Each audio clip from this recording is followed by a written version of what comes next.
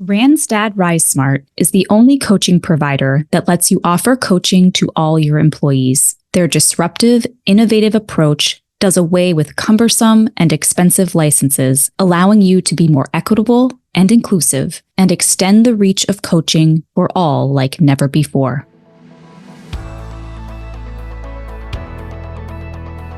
Welcome to ATD's Talent Development Leader podcast, featuring monthly conversations with the greatest influencers in the talent development field. We cover the latest trends, hot topics, and future-focused ideas that current and aspiring TD leaders need to know. Learn more by visiting www.td.org and searching for Talent Development Leader podcast. As Vice President of Global Learning and Development at Verizon, Lou Tedrick leads Verizon's centralized global L&D team of 828 full-time employees responsible for leadership development, functional training, customer training, compliance training, and L&D technology and operations. She is retiring from Verizon in March 2025. Lou was recognized as the 2021 CLO of the Year by Chief Learning Officer. Under her leadership, Verizon ranked as the #1 CLO Learning Elite org and in the 2022 to 2024 CLO Learning Elite Winner Circle. They were an 8-year ATD Best Award winner, a #1 Training Top 125 in 2012 and 2013, and have won many Brandon Hall Group and ROI Institute awards. Hi, Lou. Welcome to the podcast. Hi, Anne. It's great to be here. Lou, I've had the pleasure of being connected with you for the past 5-ish years through your many contributions to ATD and your time as a CTDO member. And you are on the brink of a big career change, as I mentioned in your intro. Can you talk a little bit about this change to kick us off? How long have you been at Verizon? And what's been your experience as you prepare to retire from there? So I've been at Verizon for 26 years. And one of the things that I would say about that experience is that most of that time I've been responsible for learning and development. We were decentralized, now we're centralized. So a lot of change has occurred. That's a very fast-paced business, so no year's been the same. So the time has flown, and Verizon offered an early retirement option, and I decided that I've done what I'm really proud of at Verizon, and now it's time to look at where I could take my skills and capabilities, either in the nonprofit or consulting world. Well, I'm sure during this time of transition, there are many moments of reflection as you look back on your time at Verizon and also your career in L&D in general so far. Today, I'd love for you to share some of those insights for our listeners. So first, how have you seen the learning and development and talent leadership roles evolve over your career? And what do you think contributed to that evolution? That's what I think has been fascinating, particularly in maybe the last 5 to 6 years with the big focus on skills. So hold that thought for a minute. But if I think about earlier in my career, it's very common for an HR organization, which is where I sit, to have the responsibility for leadership development, general employee skills, also maybe the learning technology, if it was centralized for the company, not always is it. And that's really where we started. And then all the functional training was sitting in the field within operations teams like call center operations, store operations, network operations, et cetera. When I was starting, that's mostly the way my peers' organizations were structured at that time. Over time at Verizon, we evolved because our senior leaders saw that learning was a key enabler to driving revenue growth, sales, that an educated workforce was critical to do that. And then also it was very critical from a customer experience perspective to have people that were super knowledgeable, servicing them, selling to them. Particularly, we were bringing up products that, today are ubiquitous, but at the time, they were all new technology. In fact, my children are sometimes amazed at the things we had to train on in the early days. So as that occurred, we started to centralize more because it was important to our executive team to have all the learning and development be managed as a profession. And so rather than just a portion of the operations. So over the years, we consolidated everything. And by 2016, all of learning was more or less together in one organization. And for the next couple of years, we really focused on learning and development. We partnered with talent acquisition because they would be bringing big classes in, and we would have to be prepared to bring them up to speed quickly, ramp them in their new hire experience, particularly on the functional side. We also worked with our talent assessment team to look at, how were people ramping to productivity, and our performance management teams and our operations teams. So we were doing that work together, but we weren't looking at it as a total discipline together. And that's what I think started to happen, at least in our organization. The talent discipline started to come together. We had a CHRO at the time who brought in a head of talent, and then that person had responsibility for talent, DE&I, talent management, talent acquisition, learning, employee relations. So all those things related to talent management and talent development. And I think that's when that I started to see shift, where all those leaders, we started to look at, how do we work more together? What's the red thread that comes between us? And what we found was that skills was becoming that thing. Skills was becoming that red thread.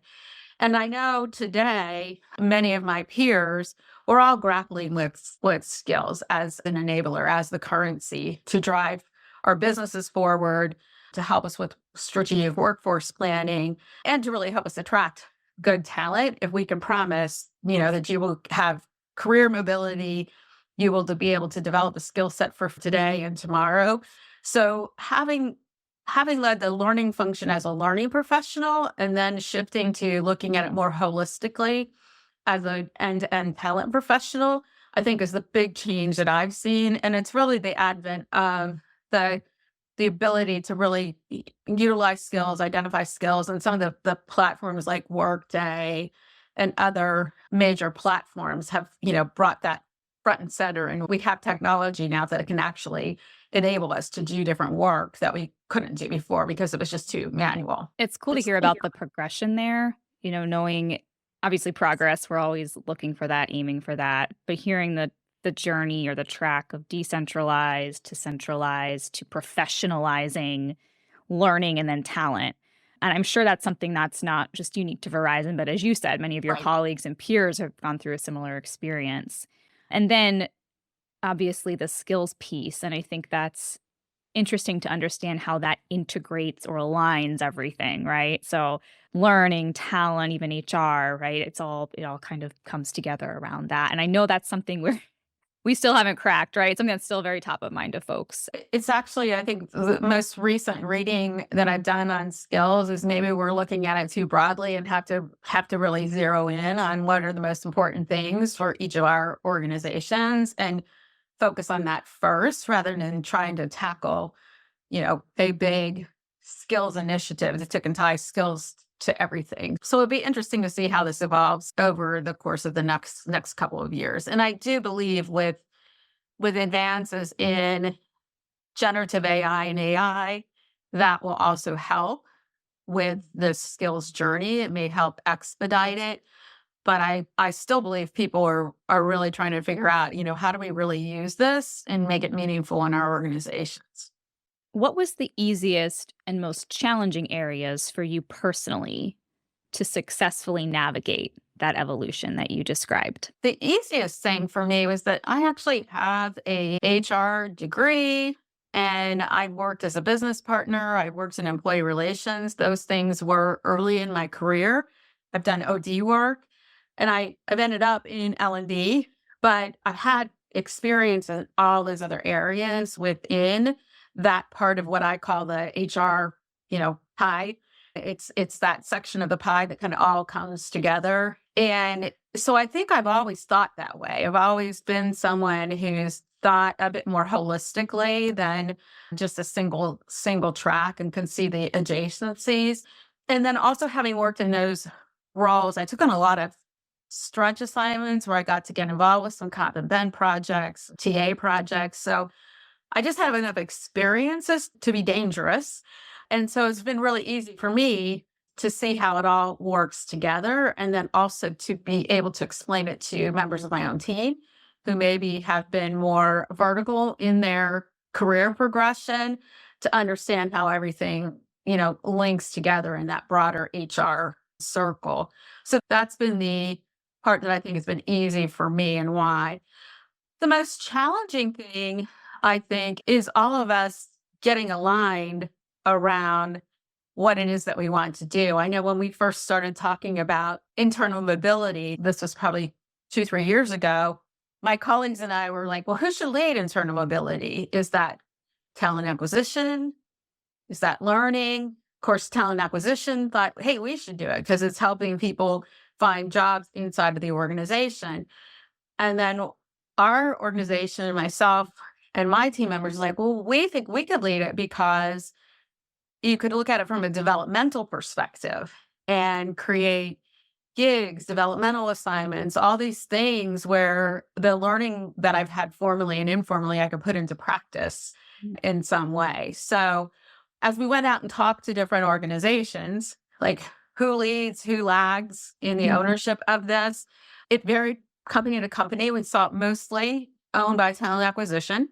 And I think that was partially because the first thing that people wanted to be able to do is really leverage the internal talent the way that they were leveraging the external talent.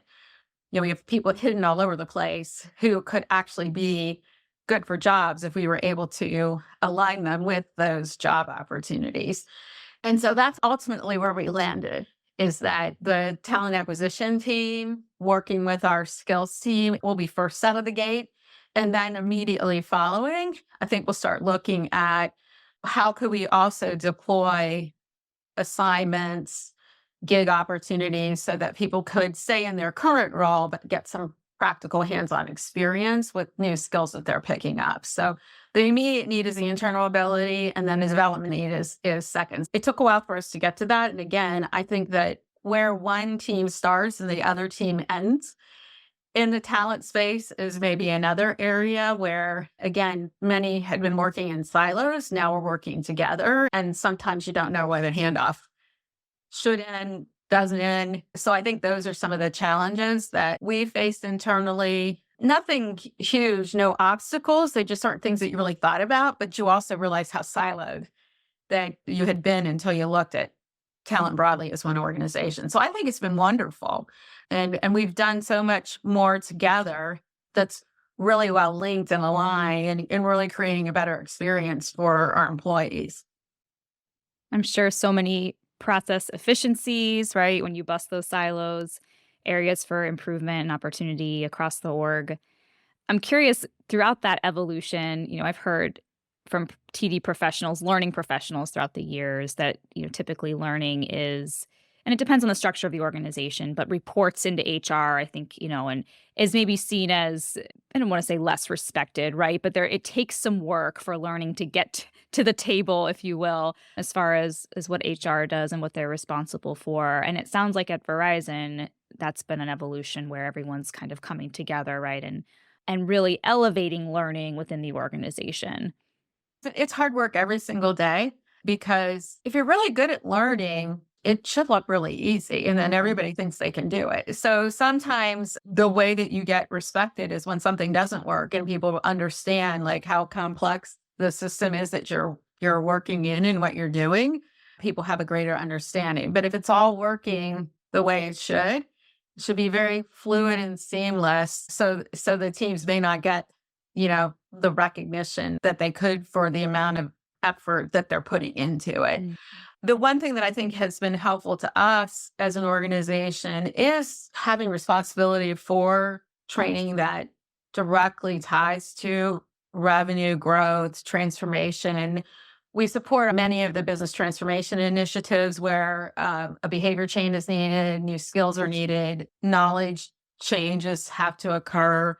So those initiatives are sponsored by senior executives, and then we're part of the broader team that's making it happen. That's where you do get that connection with the business or their revenue projects or improving, upskilling our employees into different levels of sales capability, sales enablement, customer experience types of roles that they can play. When you do that, you can directly connect what you're doing to the metrics that are driving the business forward.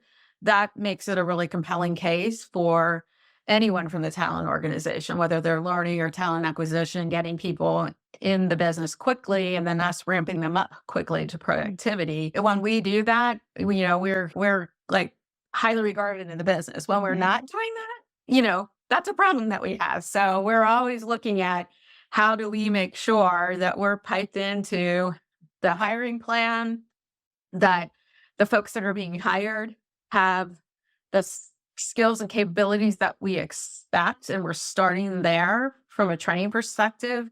If there's a disconnect, we work closely together to say, hey, people aren't coming in with the skills they normally do.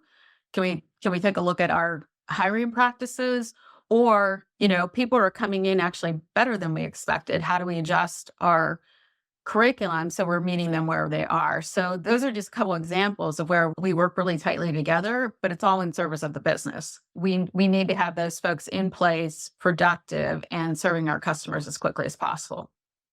It's interesting you mentioned the strengths you have brought to Verizon and to your role there, and some of the potential blind spots of other rising TD learning leaders as far as having that more vertical expertise, more of, I would say, the depth in learning rather than the breadth of the business or the talent life cycle. It just made me think ATD's recently partnered with the University of Pennsylvania's Graduate School of Education on a talent development executive certificate program. So, and it's really to address those pain points that we've heard from folks like you and executives in the field as they're building their bench and they're doing succession planning.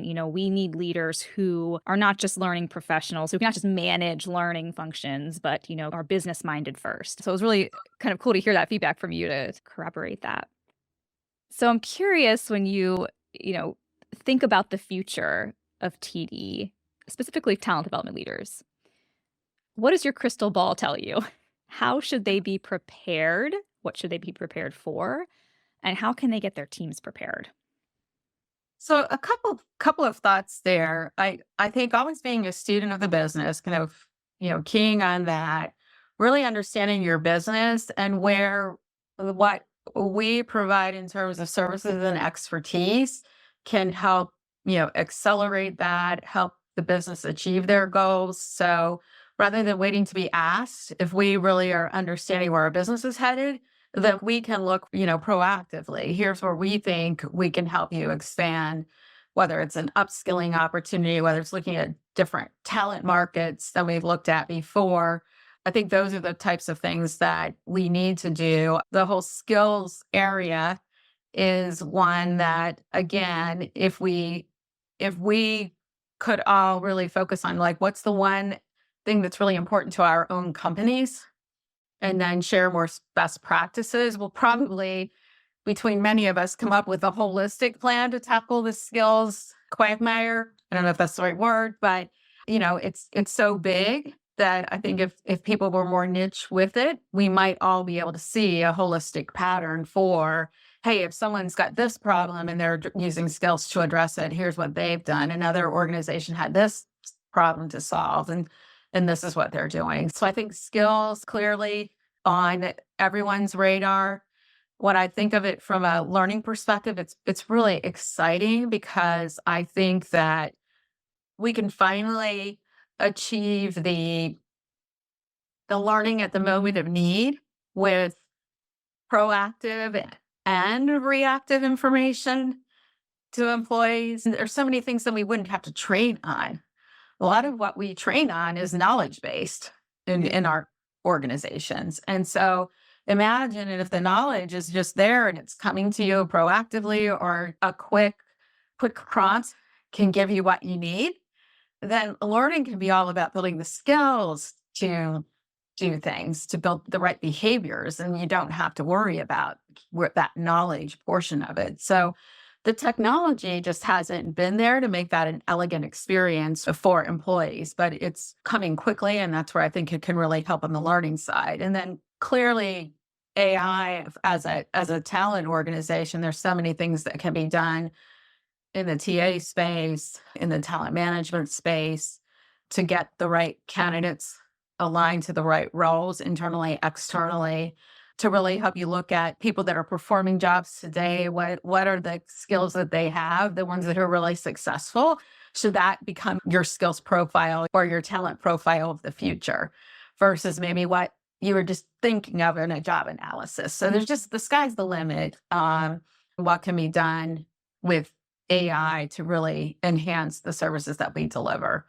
Those are some of my thoughts. And then the last thing I think is being open to people from different disciplines coming into our discipline. We could bring in AI experts. You can bring in people that have an area of expertise and then help them understand talent and how to apply their expertise to talent problems.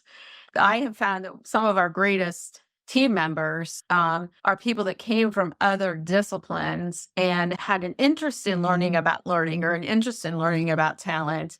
But the gift that they brought with them was this other capability. And then we were able to teach them our world. And when you put the two together, you have a really dynamic team member. So I think that's the other, being open to people from other disciplines that can come in and do great work in the area of talent development. It's interesting when you think about how much has changed in the past 26 years and then where we'll be 26 years from now, right? And with technology and AI and the pace of change just being exponentially faster, I'm just interested to know in, a decade from now, even when we can see what's happened.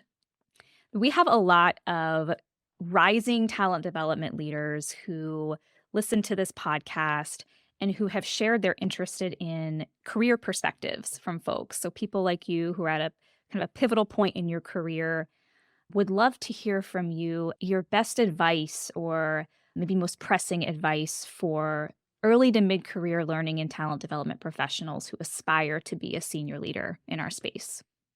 I think that collection of a wide range of experiences, if you can do that, is very helpful. Like, you have to have enough depth.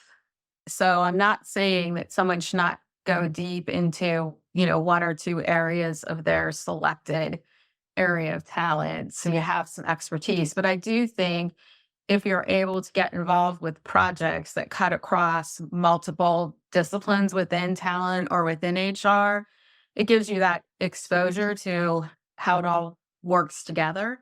It gives you exposure to other peers who you may, over the years, kind of grow up together and be part of that leadership team together. And it gives you exposure to the leadership team who is making those decisions. So I always encourage folks, raise your hand for that stretch assignment, right? If there's a big implementation of a big project and they're asking for people to do it, and maybe there's no additional compensation, there's no reprieve from your other job.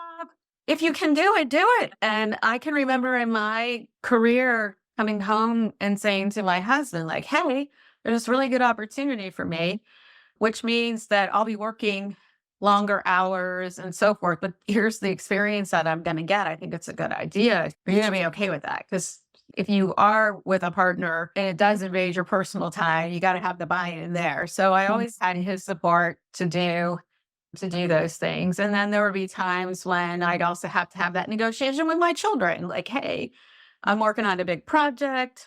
Here's where I'm going to need, your help. It's going to be for this period of time. And so we've worked together as a family, to enable me to take on those other things. There have been times that I've had to pass something by because it just wasn't the right time to take on more. So I think if you can pick things up like that, that's great. Don't be afraid to apply for new jobs in new areas as well. And don't be discouraged if you're applying for a job in another overall HR talent discipline and you're not getting the job, because there is somebody who has the depth of experience who's, the higher candidate. It shouldn't stop you from pursuing those, but those are good opportunities to talk to hiring managers around, hey, what kind of things could I do that would round me out? So the next time you have an opportunity, I would be the top candidate, and just have those frank conversations. But I've never been afraid to just jump in and do something. And I've never been afraid also to jump in to something that I wasn't entirely sure what to do. But I could see other things I'd done in my past that I was able to figure out. And there was enough in common with what I was being asked to do now that I knew that once I learned a few key things, I could be successful. I think a lot of women in particular are reluctant, if they don't consider themselves to be always 100% filled for a role, to take on a role. That's why I'd say, look, if you're 75% there and you're being asked to do it, somebody sees in you someone that they think can do it. So you should do it. We've talked about in CTDO kind of ready enough, right? Ready enough to Yes. do it. And I love hearing this from your confidence, clearly, Lou, in taking those risks, stepping into roles, knowing you can figure the rest out. I think that speaks to a lot of what's needed for folks who want to rise in their careers as well. And how you can have several jobs, careers, really rich experiences within one organization, right? Absolutely. Because you find an organization you love and Yeah. you can find different things to do there. You don't have to leave your company to find new jobs, new experiences, if in fact the company is a company that you really love and enjoy. Or sometimes you do have to leave. The opportunities may not be when you want them, or the ones that you do want. So you do have to go to a new place. But for a lot of folks that I know have been able to have careers inside of one or two organizations, but they've done a lot of things within those organizations. As we get ready to wrap up today, I'd love to hear a little bit about your personal leadership philosophy and how that's guided you through your career. So, my philosophy is, number one, to treat people the way that I would want to be treated. And so I consider myself to be a very human, empathetic leader. I always have. I'm very focused on my team members, or if I'm leading a team of individuals from other parts of the business, we're working on a big team together. We're really trying to get to know folks as people first, because we work so much together. You know, we spend more time with each other than we do with our families, quite frankly, at times. So I just think it's really important to understand people personally, understand what their ambitions are, what motivates them. And then as a leader, helping kind of tap into that, and bringing people along to understand, what we can do together to help our business. So I do a lot for my team. I care a lot for them. And I think in having conversations with folks recently as I'm moving on, I think, it's really appreciated by the team, but it's just who I am. And I've had some people have said, you're a great servant leader. I guess that would be the best way to describe what I do, but I don't know how to lead any other way than that. Like I said, I've had leaders who've led that way, and I've admired them and wanted to carry that forward. I've also had leaders who did not lead that way. And you can learn as much from a leader who doesn't lead the way you want to lead as you can from a leader who leads the way you want to lead. I've also seen, peers and other senior leaders that, again, they may not know how much they influenced me, but people that you might have admired as they were an unknown mentor, because you were admiring what they do and how they do it. And likewise, there are folks like, I'm not sure I like the way they do that. I'm going to make sure I don't do that. But at the core of it, it's treating folks the way that I would want to be treated. Thank you for sharing that. So, what's next for you in your career? Yeah, so that's what I'm in the process of evaluating. Well, first I want to just do some travel and hang out with my family, and do something creative. So I've concluded that when I'm doing creative work, when I'm building things, that's when I'm the happiest. That's when I'm the most energized. So whatever I do next, it will be wanting to, if I do consulting work, it'll be, how can I help organization create things, build things, even if it's something where there's a problem, how do we create a future versus fix the past type of thing. Pretty confident that I want to continue to work in some capacity and work in the learning and talent space, the industry, and whether it's a corporate environment or a nonprofit environment. Those are the things that I'm noodling on right now. So I'm hoping to spend some time between now and the end of March, getting a little more clarity on where that might be. Well, certainly enjoy your time traveling, resting, adventure, all of the things, quality time with family, much deserved. Lou, thank you so much for spending time with me today, with our listeners. Please tell folks how they might connect with you to ask any of their own questions or continue a conversation. Yeah, I'm on LinkedIn. So I think that would be the best way to just send me a LinkedIn message and I will get back with them. I oftentimes will communicate in LinkedIn and then we'll set up time like this with a Zoom call and get to know each other that way. So totally open to that and appreciate you taking the time with me. And it's always a pleasure to meet with you. Absolutely. Thanks so much, Lou. Thank you for listening to this podcast by the Association for Talent Development. If you found this show insightful or useful, please be sure to like, subscribe, and share it with a colleague.